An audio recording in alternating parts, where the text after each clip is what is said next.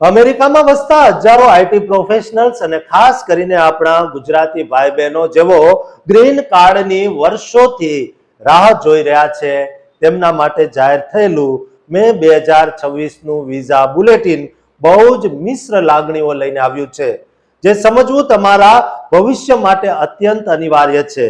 આ મહિનાના બુલેટિનમાં ભારત માટે એમ્પ્લોયમેન્ટ બેઝડ કેટેગરીમાં કોઈ મોટો ફેરફાર કે જાદુ જોવા મળ્યો નથી, જે ખરેખર ચિંતાનો વિષય છે. જો આપણે ફાઇનલ એક્શન ડેટ્સની વાત કરીએ તો ભારત માટે EB1 કેટેગરી 1 એપ્રિલ 2023 પર અટકેલી છે, જ્યારે EB2 કેટેગરી જે સૌથી વધુ ગુજરાતી પ્રોફેશનલ્સ ધરાવે છે તે 15 જુલાઈ 2014 પર સ્થિર છે. તેવી જ રીતે EB3 કેટેગરી 15 નવેમ્બર 2013 પર અટકી છે.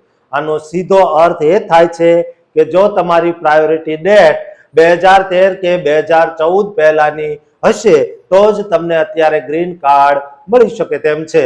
એપ્રિલ મહિનામાં જે રીતે તારીખો થોડી આગળ વધી હતી તેનાથી લોકોમાં એક આશા જાગી હતી, પણ મે મહિનામાં આ ગતિ સાવ થંભી ગઈ છે, જેના કારણે 10 વર્ષથી પણ લાંબો બેકલોગ હજુ પણ યથાવત છે. બીજી તરફ ડેટ્સ ફોર ફાઇલિંગ EB2 અને EB3 બંને પાર્ટ માટે 15 જાન્યુઆરી 2015ની તારીખ આપવામાં આવી છે, જેનો અર્થ એ છે કે જે લોકો 2015 પહેલાના છે તેઓ પોતાની I-485 અરજી ફાઇલ કરીને કામ કરવાની પરવાનગી એટલે કે EAD મેળવી શકે છે.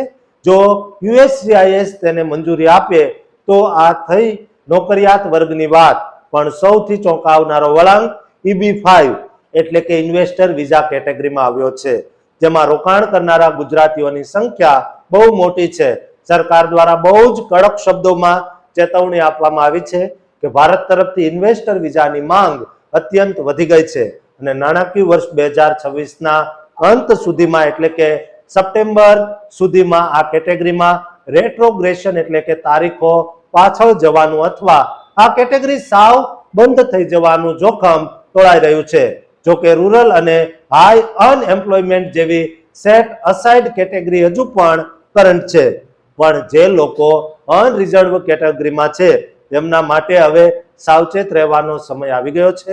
ગુજરાતમાંથી ખાસ કરીને આઈટી, એન્જિનિયરિંગ અને હેલ્થ કેર ક્ષેત્રમાં જે તેજસ્વી યુવાનો H1B વિઝા પર અમેરિકા ગયા છે તેમના માટે આ સ્થિરતા એક લાંબી અગ્નિ પરીક્ષા જેવી છે, કારણ કે લાંબા સમય સુધી ગ્રીન કાર્ડ ન મળવાથી નોકરી બદલવામાં અને બાળકોના શિક્ષણમાં બહુ મોટી કાનૂની અડચણો આવે તેમ છે. આ બુલેટિને સાબિત કરે છે કે અમેરિકાની ઇમિગ્રેશન સિસ્ટમ હજુ પણ ભારતીયો માટે બહુ જ ધીમી ગતિએ ચાલી રહી છે અને આવનારા મહિનાઓમાં કોઈ મોટો ચમત્કાર થાય તેવી શક્યતા ઓછી દેખાઈ રહી છે. એટલે જ જો તમે રોકાણકાર છો તો તમારે અત્યારે બહુ જ સ્માર્ટ નિર્ણય લેવો પડશે, નહીતર તમારા લાખો ડોલર અને વર્ષોની મહેનત કાયદાની આંટી ઘૂંટીમાં ફસાઈ શકે તેમ છે. આ મે મહિનાના આંકડાઓ માત્ર તારીખો નથી, પણ લાખો પરિવારોના તૂટતા સપના અને વધતી જતી આશાની વાર્તા છે. અને આ સ્થિતિમાં માત્ર ધીરજ અને સાચી માહિતી જ તમને સાચો રસ્તો બતાવી શકે છે.